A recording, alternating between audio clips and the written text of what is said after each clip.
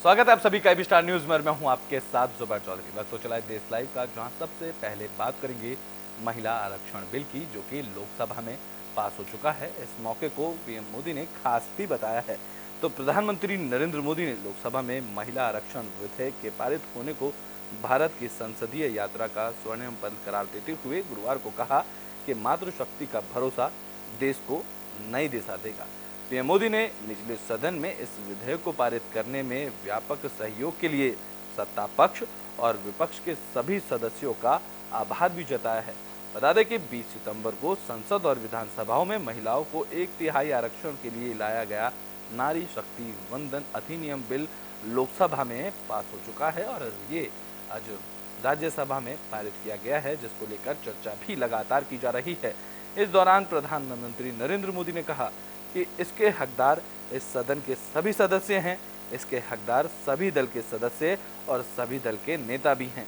PM Modi ने कहा कि निचली सदन में विधेयक पारित होने से देश की मातृशक्ति में नई ऊर्जा का संचार हुआ है।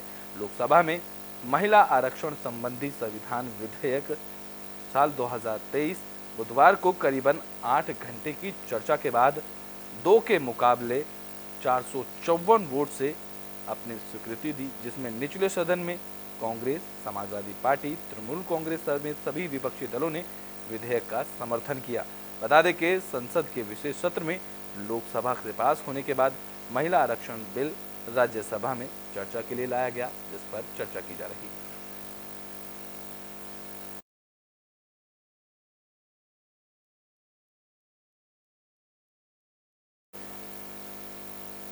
तो कनाडा और भारत के बीच विवाद गहराता जा रहा है। इसको लेकर कनाडा में वीज़ा सर्विस सस्पेंड कर नागरिकों की एंट्री पर भारत ने बैन लगा दिया है। भारत और कनाडा के बीच तनाव बढ़ता ही जा रहा है, जहां पहले दोनों देशों में डिप्लोमेट्स को सस्पेंड किया गया और अब नई दिल्ली ने कनाडाई नागरिकों के लिए वीज़ा सेवाओं को अनिश्चितकाल के लिए निलंबित कर दिया है। ये भारत की ओर से अब तक का सबसे बड़ा कदम है। दोनों देशों के बीच तनाव उस वक्त बढ़ गया जब कनाडा के पीएम ने खालिस्तानी समर्थक हरदीप सिंह निज्जर की हत्या का आरोप भारत पर लगाया। जानकारी के मुताबिक वीज़ा सेवाओं के निलंबन की कोई औपचारिक घोषणा नहीं की गई है। हालांकि कनाडा में वीज़ा आवेदन केंद्र चलाने वाले BLS इंटरनेशनल ने इस संबंध में अपनी कनाडाई वेबसाइट पर एक मैसेज पोस्ट किया है। इस संदेश में लिखा है कि भारत मिशन से महत्वपूर्ण सूचना परिचालन कारणों की वजह से गुरुवार से भारतीय वीज़ा सेवाओं को अगली सूचना तक निलंबित कर दिया गया है। बता दें कि अब दोनों देशों के बीच बढ़ रहे तनाव ने भारत कनाडा के साथ साथ दुनिया के बाकी नेताओं को भी चिंता में डाल दिया है। दोनों देशों के बीच रिश्ते हाल ही के सालों में सबसे निचले स्तर पर पहुंच गए हैं, जहां बुधवार को संसद के विशेष सत्र के दौरान ही राष्ट्रीय सुरक्षा सलाहकार अजीत डोभाल गृह मंत्री अमित शाह से भी मिलने पहुंचे थे। उसके बाद से भारत लगातार कनाडा के खिलाफ एक्शन में है। भारत ने कनाडा से कहा है कि जो आरोप लगाए गए हैं उसके सबूत पेश किए जाएं। भारत और कनाडा के बीच उपजे विवाद से कनाडा में रहने वाले भारतीय परिवार परेशान हो रहे हैं।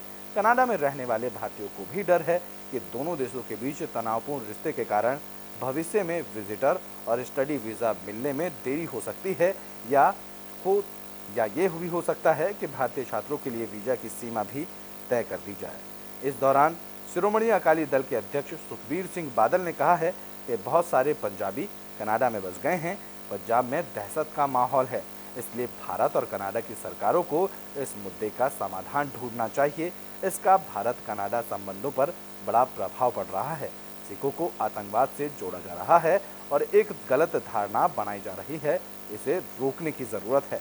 बता दें कि बड़ी संख्या में भारतीय छात्र कनाडा के शैक्षणिक संस्थानों में पढ़ते हैं और ट्यूशन फीस के रूप में अरबों डॉलर देते हैं।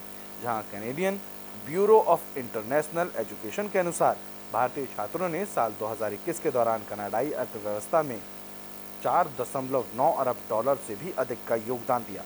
जहां भारत और कनाडा के बीच उपजे विवाद के बाद वो लोग परेशान हैं जिनके परिवार के बच्चे या तो वहां पढ़ रहे हैं या कोई बिजनेस कर रहे हैं।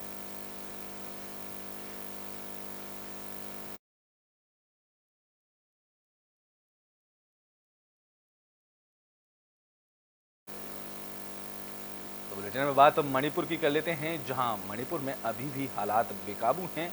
इस दौरान पुलिस ने हथियारों का जखीरा पकड़ा है। तो मणिपुर में कुकी और मैतेई समुदाय का विवाद लगातार जारी है। इस बीच असम राइफल ने मणिपुर के थोबल जिले के हाउखोंग की तलहटी से हैंड ग्रेनेड, कंबाइन सहित ऐसे हथियार बरामद किए जिनका इस्तेमाल जंग के समय किया जाता है। तलहटी से एक 9 मिलीमीटर कंबाइन मशीन गन, एक single barrel rifle, 3 hand grenade और दूसरे हथियार भी बरामद किए गए। ये सर्च ऑपरेशन एसओजी के सहयोग से 19 सितंबर को चलाया गया। इसके अगले ही दिन एसओजी ने ऑपरेशन का खुलासा कर दिया। एसओजी की तरफ से बताया गया है कि असम राइफल ने वॉर लाइक स्टोर्स की उपस्थिति की सूचना मिलने पर खुफिया जानकारी के आधार पर छापेमारी की कार्रवाई को अंजाम दिया। इसके बाद बाकायदा असम राइफल्स और स्पेशल ऑपरेशंस ग्रुप की एक संयुक्त टीम बनाई गई। सूचना के आधार पर थोबल के सामान्य क्षेत्र में हाउखोंग में ये तलाशी अभियान चलाया गया, जहां थोबल में इसी तरह के एक ऑपरेशन में असम राइफल और थोबल पुलिस की एक संयुक्त टीम ने पिछली 15 सितंबर को क्वारोक मारिंग में एक तलाशी अभियान शुरू किया था, जहां संदिग्ध स्थान की व्यापक तलाशी के दौरान टीमों ने एक 9 मिलीमीटर कंबाइन और युद्ध जैसे भंडार बरामद किए थे और हथियार भी बाकी बरामद किए थे। और एक बार फिर अब दोबारा से असम राइफल्स के जवानों और पुलिस को हथियारों का जखीरा मिला है और बरामद सामान पुलिस को सौंप दिया गया है।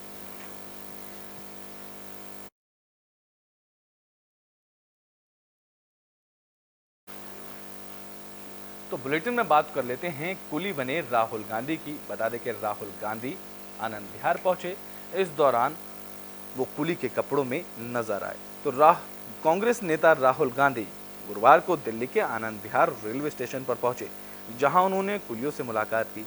इस दौरान उन्होंने यात्रियों का सामान भी उठाया, जिसका वीडियो सोशल मीडिया पर जमकर वायरल हो रहा है। राहुल गांधी इस वीडियो में कुली बने नजर आ रहे हैं और लोगों का सामान उठाते भी नजर आ रहे हैं, जिसमें वो कुली के कपड़े पहने हुए नजर आए। वीडियो में राहुल गांधी को कुली की लाल शर्ट पहनते हुए देखा जा सकता है और एक दूसरा शख्स उनकी मदद करता भी दिख रहा है। इतना ही नहीं, कांग्रेस नेता ने कुली का बैज भी लगाया, साथ ही यात्रियों का सामान उठाते नजर आए। राहुल गांधी से मुलाकात के बाद कुली और ऑटो ड्राइवर इस दौरान काफी खुश भी नजर आए। इस दौरान उन्होंने कहा कि बड़ी खुशी हुई कि राहुल गांधी हमसे मिलने यहाँ आए हैं।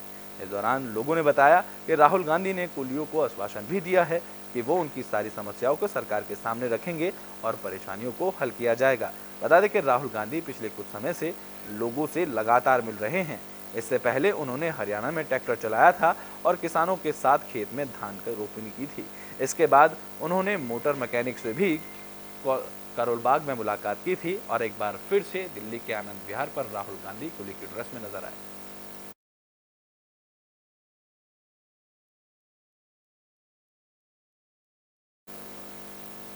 तो बुलेटिन के आखिरी में बात कर लेते हैं पंजाब पुलिस की तरफ से की गई छापेमारी की। तो गोल्डी बर्राड़ के गुर्गों के खिलाफ पंजाब पुलिस का एक्शन देखने को मिला है, जहां पंजाब पुलिस की तरफ से 1000 से भी ज्यादा ठिकानों पर छापेमारी की गई है। तो पंजाब पुलिस राज्य में गैंगस्टरों पर नकेल कसने के लिए गुरुवार को 1000 से ज्यादा ठिकानों पर छापेमारी कर रही है। बता दें कि पंजाब के सभी जिलों में सुबह से छापेमारी जारी है। गोल्डी बर्राड़ के गैंगस्टरों को ठिकानों पर ये रेड की गई। एक दिन पहले एनआईए ने 40 से अधिक गैंगस्टरों की लिस्ट तस्वीरों के साथ जारी की थी। ये सभी gangster Goldy Brar, Lawrence Bishnoi gang के सदस्य बताए जा रहे हैं। इनमें से किसी पर 5 तो किसी पर 10 लाख का इनाम भी रखा गया है। राष्ट्रीय जांच एजेंसी का मकसद गोल्डी बर्राड़ के नेटवर्क को तोड़ना है। ये गैंगस्टर पंजाब और देश के बाहर विदेश में बैठकर कत्ल और फिरौती की घटना को अंजाम देते हैं। बता दें कि गोल्डी बर्राड़ पंजाबी सिद्धू मूसेवाला सिंगर की हत्या का मुख्य आरोपी है। पिछले साल 29 मई को मानसा जिले में गोली मारकर सिद्धू मूसेवाला की हत्या कर दी गई थी। गोल्डी साल 2017 में छात्र वीजा पर कनाडा चला गया था। वह लॉरेंस बिश्नोई गिरोह का सक्रिय सदस्य भी माना जाता है। जहां पूरे पंजाब में चल रही छापेमारी पर पंजाब के एडीजीपी लॉ एंड ऑर्डर अर्पित शुक्ला ने बताया कि पंजाब और विदेश में बैठकर कत्ल और फिरौती की घटनाओं को अंजाम देने वाले गैंगस्टरों के खिलाफ पंजाब में ये कार्रवाई लगातार चल रही है।